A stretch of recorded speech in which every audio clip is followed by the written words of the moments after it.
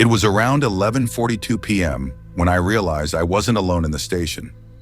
I'd worked the night shift at a 24-hour gas station off Route 19 for about 6 months. Quiet spot, just a stretch of highway, a few flickering streetlights, and an old diner across the road that closed at 10. After that, it was just me, the hum of the refrigerators, and the occasional trucker stopping for gas. I liked the silence. I liked that no one bothered me. Until that one night, it started like any other shift. I clocked in at 10 p.m., brewed myself a pot of coffee, and restocked the snack shelves. The security cameras were my only company. 5 screens behind the counter showing every corner of the property. I had one for the pumps, one for the aisles, one for the storage room, and 2 for outside angles. Around 11:30, a heavy fog rolled in, thick enough that I couldn't see the road anymore. The whole place felt boxed in, swallowed by it. I remember leaning against the counter, scrolling through my phone, when I noticed movement on the monitor. A man. He was standing near the farthest pump. He wasn't getting gas. He wasn't even moving. Just standing there, facing the fog. At first I thought maybe his car had broken down. But there was no car. No lights. Nothing but him. A tall shape, head tilted slightly toward the trees across the road. I glanced out the window, but the fog was too dense to see anything beyond a few feet. When I looked back at the monitor, he was closer. He was now standing by the air pump, still facing away from the store. I froze. The cameras didn't glitch. I watched him step forward, slow and deliberate. "Sir?" I called through the intercom. "You okay out there?" No response. He didn't turn around, didn't flinch. I tried again, louder this time. Nothing. After a minute, I reached under the counter and grabbed the baseball bat we kept there. I wasn't supposed to leave the store, but my nerves got the better of me. When I stepped outside, the air was cold and wet. My breath came out in clouds. I looked toward the pumps. No one. The fog swallowed everything. I walked forward a few steps, gripping the bat tighter. I could hear the hum of the lights, the faint crackle of the neon sign, but nothing else. Not even crickets. Then, a sound from behind the dumpsters. It was soft at first, like someone dragging their shoe on concrete. Then it turned into a slow, steady scrape. "Hey!" I yelled, my voice breaking the stillness. The scraping stopped. I took a few cautious steps toward the noise, my heart pounding. When I turned the corner, the space behind the dumpsters was empty, except for a single boot print, wet and fresh, leading toward the back door of the store. My back door. I ran. The back door was slightly open. I know I'd locked it earlier. I swear I had. I burst inside, slammed it shut, locked it again, and checked the monitors. And that's when I saw him. He was inside. Camera 3, the one that showed the aisle near the refrigerators. He was walking slowly, dragging something along the floor. It looked like a wet jacket. I froze in place, terrified to even breathe. I could hear faint footsteps echoing in the store. Then, silence. The camera feed flickered. For a split second, all I could see was static. When the picture came back, he was gone. I grabbed my phone and dialed 911 with shaking hands. The operator asked for my location, told me to stay on the line. But before I could finish explaining, I heard the fridge door creak open behind me. I turned around. No one was there. The door was swinging gently. And then from somewhere down the aisle came a whisper. It was low, raspy, almost like someone breathing words rather than speaking them. It said, "You left the light on." That was it. Just that. By the time the police arrived 20 minutes later, the place looked normal. No footprints, no fog. Cameras showed nothing. Not a single frame of the man. The timestamp glitched out completely between 11:41 and 12:03. They said maybe it was a vagrant. Maybe I imagined it, but I know what I saw. And every now and then, when I pass that gas station on my way home from my new job, I still see the air pump light flickering, like someone standing there again, waiting. I used to work night security at Riverside General Hospital, small town place, mostly quiet after midnight. My shift ran from 10 p.m. to 6 a.m., and most nights I'd just patrol empty hallways, check locked doors, and watch the monitors from the security office. Hospitals at night feel different. The lights hum. The air smells like disinfectant and metal. You hear things. Gurneys rolling somewhere above you, a door clicking shut even though no one's there. But the basement was the worst. It was around 2:15 a.m. when I got a call from the nurse's desk. They'd heard footsteps downstairs. No one was scheduled to be there. Storage was locked at night. I grabbed my flashlight and radio and headed down. The elevator ride was slow and silent, the kind of silence that makes your ears ring. When the doors opened, the hallway lights flickered to life, one by one, like they were waking up. Everything smelled damp, like old concrete.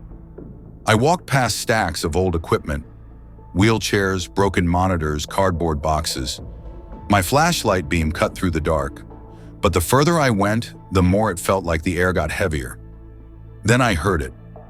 A faint clinking sound. Metal tapping on the floor. It came from the far end of the hall. "Security!" I called out. "Anyone down here?" The sound stopped. I kept walking, slow and steady. My footsteps echoed back at me. At the end of the hall was Storage Room B, an old supply area that hadn't been used in years. The door was cracked open just slightly. I nudged it with my foot. The hinges creaked. The room was pitch black, except for a faint glow coming from behind a row of shelves. I walked around and stopped. Someone had set up a chair facing the wall. On the wall were dozens of photocopies of patient charts, taped side by side. Every single one had the faces blacked out with marker, and hanging from the ceiling, tied to a pipe, was a hospital ID badge. Mine. I froze. My badge was still clipped to my uniform, but when I looked down, it was gone. That's when the lights went out. The whole floor went dark. I could hear my own breathing, fast, ragged, and then that metal tapping again. Closer. I pointed my flashlight toward the sound, but the beam flickered and died. Something moved in the dark. It wasn't footsteps. It was dragging, slow, uneven, like someone pulling themselves across the floor. I backed toward the elevator, fumbling for my radio. "Control, this is Unit 4. I need assistance in the basement now." Static. No response. Then a whisper, right by my ear. "You shouldn't be here." I ran. The hallway felt longer than before, stretching endlessly ahead. The elevator button wasn't lighting up. Nothing was. Behind me, that dragging sound grew louder, faster. When I finally reached the stairs, I didn't even look back. I sprinted all the way to the ground floor and didn't stop until I saw the lights of the reception desk. When the morning crew arrived, we checked the basement together. The chair was gone. So were the papers. But on the wall, faintly written in marker, were 3 words: "Still on shift." I quit that job 2 days later, but sometimes, when I visit friends still working there, the elevator doors take a second too long to open, and every time they do, I swear I hear something scraping just below.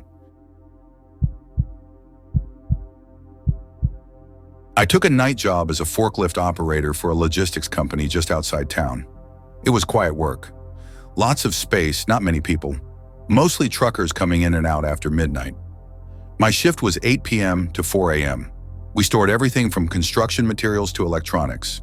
And since the place was huge, they had this rule: always keep your radio on, never go into the north wing alone. I didn't ask why, I just followed orders. It was around 3:10 a.m. when I first heard the voice. I was sitting in the break room drinking coffee, half asleep. The radio on my belt crackled to life. "Hey, you still on forklift too?" It sounded like Dave, one of the truck coordinators. "Yeah," I said. "What's up?" Static. Then, "Need you in the north wing." Doxedier. My stomach sank a little. The north wing was usually locked off at night. No scheduled deliveries past 2 a.m.